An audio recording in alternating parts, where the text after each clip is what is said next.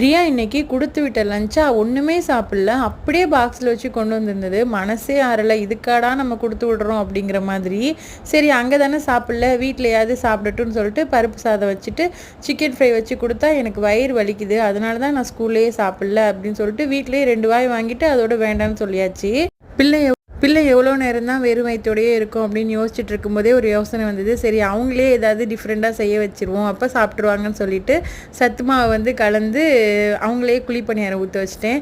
வெறும் குழி பணியாரம்னா சாப்பிட மாட்டாங்கன்னு சொல்லிட்டு அதுக்குள்ளே கொஞ்சம் டெய்ரி மில்க்லாம் உள்ள அப்படியே இந்த சாக்கோ லாவா கேக் மாதிரி ட்ரை பண்ணி பார்த்தோம். ரொம்ப டேஸ்ட்டாக இருந்தது.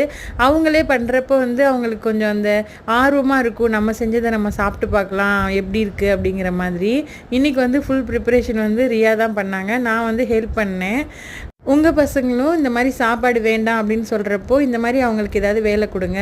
இந்த முட்டை உடச்சி ஊற்றுறது, அப்புறம் கலக்கி விடுறது மாவை, அப்புறம் அவிச்ச முட்டையை உரிச்சு கொடுக்குறது, இந்த மாதிரி வேலையெல்லாம் நம்ம அவங்களுக்கு கொடுக்கலாம். தக்காளி கட் பண்ணுறது, அந்த வேலையெல்லாம் அவங்களுக்கு பிடிக்கும்.